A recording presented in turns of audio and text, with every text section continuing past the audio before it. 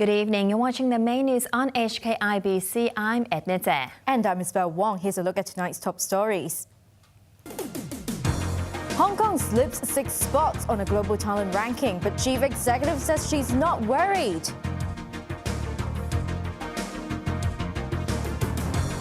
The government reviewing whether it can relax rules on use of East Wing forecourt at Tamar. And President Xi Jinping arrives in the Philippines. Hong Kong has slid to 18th place on a global talent ranking released by a Swiss-based business school, slipping 6 spots from last year. But Chief Executive Carrie Lam said she was not too worried about the drop and touted the government's initiatives to bolster education investment. Sarah Wong reports. Hong Kong is a magnet for global talent, but the city is losing its edge rapidly, according to a report by a business school. Hong Kong ranked 18th out of 63 economies in the latest World Talent Ranking published by the Swiss-based International Institute for Management Development. This was the second year in a row that the city has slipped in the ranking, down 6 places from last year and 9 places from 2016. Switzerland topped the list for the 5th consecutive year, followed by Denmark and Norway. In Asia, Singapore was ranked highest at 13th place. The mainland stood at 39th place, climbing up 1 spot from last year. The survey took into consideration the capabilities of the 63 economies in fostering, attracting, and keeping talent. Researchers measured resources invested to foster local talent, the extent to which a place attracted foreign talent and key professionals, and the level and quality of skills available in the region. Hong Kong dropped in all 3 areas. The report attributed the falling scores to mediocre public investment in education and high living expenses, but it applauded the city for supporting its female labor force and tapping into the international talent pool. Speaking before her weekly Executive Council meeting today, Chief Executive Carrie Lam assured the public that the drop in ranking did not necessarily mean there would be a gloomy future in Hong Kong's ability to be competitive in attracting and developing talent. I'm not too worried about this drop in the ranking. It might capture a situation a year ago, so it will not have reflected the extensive investment we have made in education in this term of the government. Lam stressed that the government has rolled out a range of measures to boost investment in education, including revamping existing education arrangements and bolstering extracurricular activities for students. Sarah Wong, HKIBC. Chief Executive Carrie Lam has said her administration would see if it could relax rules on use of the East Wing forecourt of government headquarters. Lam made the remarks after the High Court ruled yesterday that the restrictions were unconstitutional. Upina Ng reports.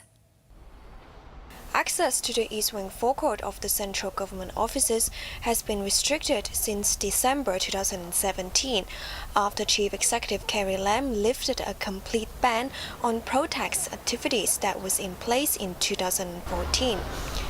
But even with limited access, the High Court ruled yesterday that it was unconstitutional. The court said that the restrictions infringed on the public's right to freedom of expression and assembly.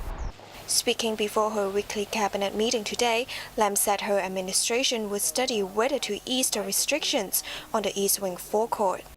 Now, in the light of the court judgment on the judicial review case, first thing we will do is the relevant departments, together with the Department of Justice, will carefully study the judgment and then decide on the next step. The second thing is I have already asked the Director of Administration to revisit those guidelines and mechanisms to see whether there are ways, in light of experience in the last year, that we could change or relax some of the requirements. The legal challenge was launched in 2014 by a retired photographer after former Chief Executive Leung Chun-ying ordered the area, also known as Civic Square, fenced off in response to protests at the Legislative Council. Last year, the government allowed meetings and processions in Civic Square on Sundays and public holidays, but only after approval from the Director of Administration. Yu Pin, HKIBC.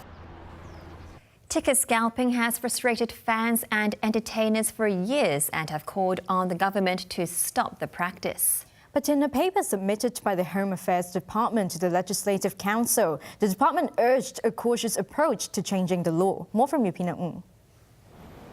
Like many places in the world, tickets for pop concerts in Hong Kong could sell out moments after they go on sale.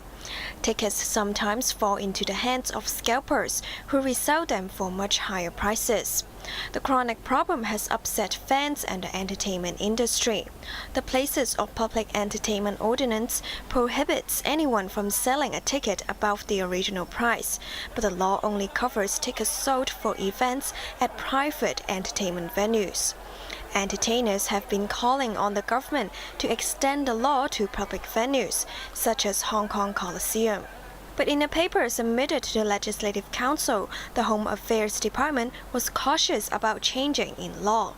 This amendment may seem straightforward, but we need to ensure that the legislative amendments fall under the coverage of the PPEO, and whether the same ordinance is suitable to deal with the relevant problems, the paper said. Since 2001, Hong Kong Coliseum and Queen Elizabeth Stadium have been allowed to sell 80% of tickets in advance, known as consignment tickets.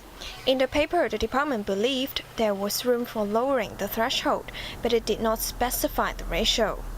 It also suggested personalized ticketing, which would only allow the person who bought the ticket to use it. The panel on Home Affairs will discuss the issue on Monday. HKIBC. The West Kowloon court watched hours